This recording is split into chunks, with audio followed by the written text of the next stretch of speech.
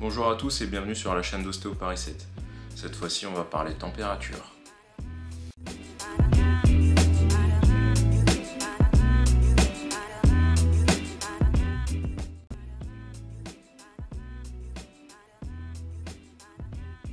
La problématique de cette vidéo est quand appliquer une source de froid ou de chaleur sur une de vos douleurs. En ce qui concerne les sources de chaleur, elles relaxent les tissus musculaires et favorisent leur élasticité. Elles atténuent donc les raideurs. Elles augmentent la circulation sanguine localement. En ce qui concerne les sources de froid, notamment la glace, elles limitent l'inflammation et le gonflement. Elles réduisent les risques de saignement interne par vasoconstriction. Elles réduisent aussi les spasmes musculaires. Faites attention car elles peuvent parfois provoquer des petites raideurs sur les zones sur lesquelles on les applique. Voici quelques exemples de douleurs fréquentes sur lesquelles vous pouvez appliquer ce genre de traitement. Vous êtes souvent sujet à des torticolis ainsi qu'à des tensions cervicales, notamment lorsque vous travaillez sur votre bureau.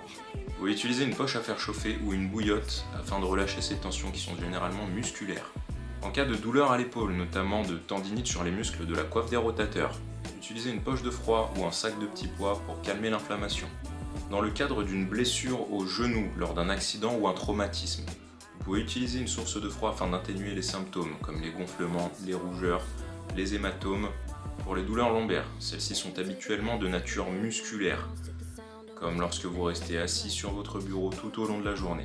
Pour calmer ces douleurs musculaires, n'hésitez pas à appliquer une source de chaleur. Faites attention, lorsque vous utilisez ces sources de chaleur et de froid, ne les appliquez pas à même la peau. Appliquez-les par-dessus un vêtement ou enrobés d'un tissu. Il ne faut pas utiliser ce genre de traitement dans les cas suivants. En cas de problème de circulation ou de sensibilité sur la zone douloureuse en question. Si vous souffrez d'hypertension sévère. En cas d'anémie ou de plaie chronique. En cas d'infection, d'hémorragie ou si votre peau est lésée. C'est tout pour aujourd'hui. Si vous avez des questions, n'hésitez pas à me contacter sur www.osteoparis7.com en commentaire ou bien par message privé. Si certains thèmes vous paraissent intéressants, n'hésitez pas à m'en faire part en commentaire. J'essaierai d'en parler dans les prochaines vidéos. Et n'oubliez pas de liker et vous abonner. Saw you in the backyard, baby, with a barbecue blazing on a Saturday. Yeah. House party jumping so